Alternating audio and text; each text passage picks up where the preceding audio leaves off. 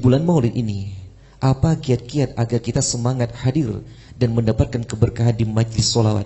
Saya pernah dengar ceramah ulama, kalau Rasulullah SAW sangat membenci rokok, dan Rasulullah SAW tidak akan hadir di majlis kalau ada rokok.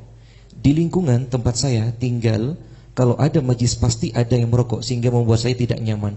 Mohon penjelasannya Habib. Apa yang harus saya lakukan, katanya Habib? Allah, ini Bekasi dekat Garut. Allah Habib. Allah, tasyarraf bikum. Kita manfaatkan kehadiran Habib Ali. Bulan Maulid, umumnya manusia itu dia akan lebih auqa' fin nafas kalau mengingat sesuatu sesuai dengan kejadian, apakah itu bulannya atau tahunnya. Seperti kita mengadakan haul setahun daripada kewafatan, atau mengingat peperangan Uhud, pada peperangan Uhud misalnya, atau peperangan Badar misalnya di bulan Ramadan, itu biasanya lebih ngepas di dalam hati.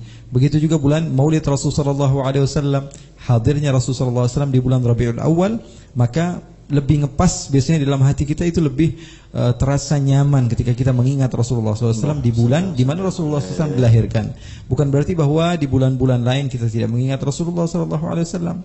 Ada aja yang nakal-nakal nih, biasanya dia bilang Rasulullah meninggal di bulan Rabiul Awal, Rasulullah lahir di bulan Rabiul Awal, Rasulullah juga meninggal di bulan Rabiul Awal. Maka apakah kita sekarang ini sedang memperingati kelahiran Nabi atau bersenang-senang dengan kewafatan Nabi?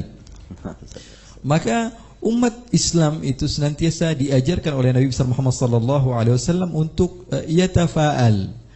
Ketika ada dua hal, yang mana yang lebih mudah, itulah yang diambil.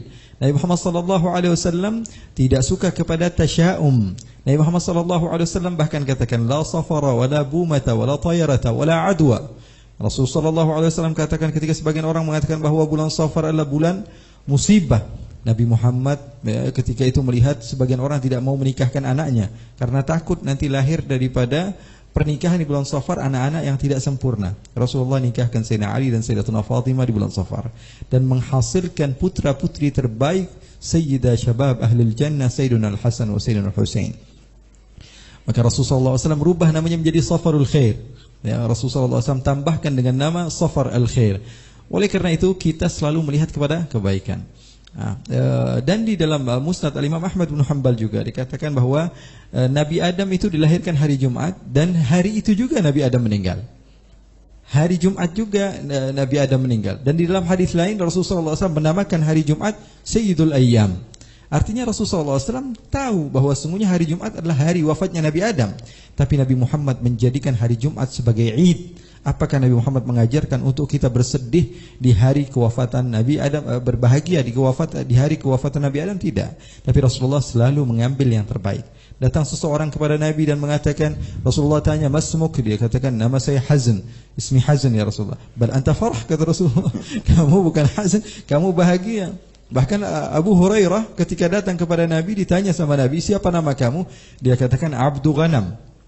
Namanya hamba kambing. Bin Sakhr, bapaknya namanya Batu, kambing bin Batu. Abdurrahman, Abdu Ghanam bin Sakhr al-Yamani ad-Dawsi. Rasulullah rubah namanya menjadi Abdurrahman. Dalam riwayat namanya Abdullah.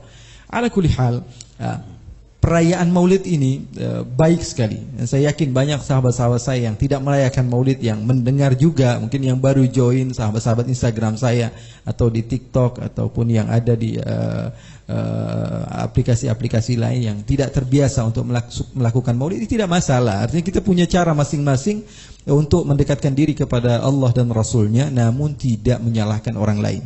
Karena setiap orang memiliki cara untuk sampai kepada angka 10 dengan caranya masing-masing. Ada yang dengan 5 tambah 5, ada yang 6 tambah 4, ada yang 3 tambah 7, semuanya insya Allah benar. Nah sekarang bagaimana supaya kita semangat di dalam merayakan Maulid Rasulullah SAW? Kenali Rasulullah, cari tahu.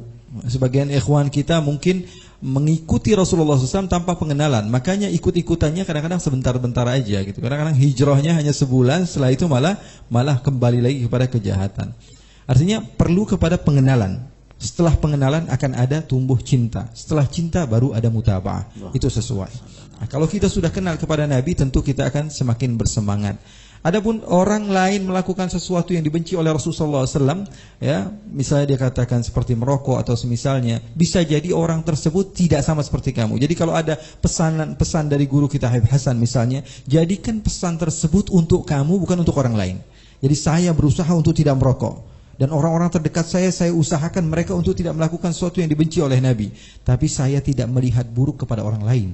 Karena bisa jadi keburukan orang lain yang dicintai oleh Allah adalah kebaikan di sisi Allah Subhanahu Wa Taala. Hasanatul abrar, sayyiatul muqarrabin. Seorang Nabi, ya, saya tambahkan sedikit, seorang Nabi Musa alaihissalatu wassalam ketika berdoa kepada Allah Subhanahu Wa Taala, falamma akhadathumur rajfa, qala rabbi law syi'ta ahlaktahum min qablu wa iyyai. Ketika mendapat pacaklik, musim pacaklik yang tidak mendapatkan air sama sekali, bagaimana Nabi Musa berdoa kepada Allah? Ya Allah, hancurin deh sekalian gitu. Qala rabbi law syi'ta ahlaktahum min qablu wa iyyai. Kalau mau hancurin dari awal ya Allah, jangan sekarang gitu. Atuhlikuna bima fa'ala sufaha'u minna. Kok saya yang kena? Padahal orang-orang yang rajin maksiat, mereka yang melakukan maksiat, kok saya yang kena? Marah-marah sama Allah. Kemudian beliau katakan, in hiya illa fitnatuk. Semuanya balik ini fitnah.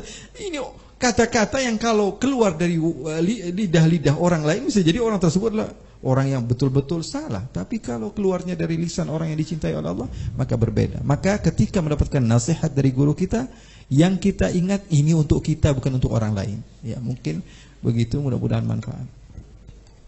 Nah, alhamdulillah, masyaallah. Ada tambahan dari Ustaz? Alhamdulillah, sangat indah sekali, sangat tepat sekali. Intinya ayo kita berbagi diri kita.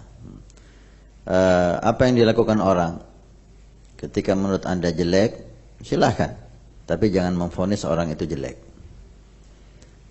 Kita diajari benci perbuatan yang jelek, bukan orang yang berbuat jelek. Nakrahul fi'la wala nakrahul fa'il. Kita benci kejelekan, tapi kita tidak benci orang yang berbuat jelek, karena dia saudara kita, apalagi dia seorang mukmin. Kita harus cinta dengan mereka. Jangan kita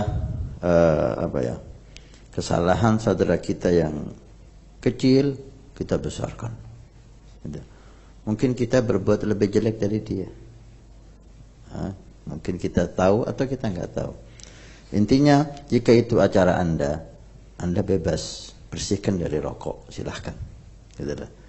Ketika Anda hadir acara orang, maka ambil manfaat di acara itu dan tutup mulut Anda dari apa yang Anda lihat.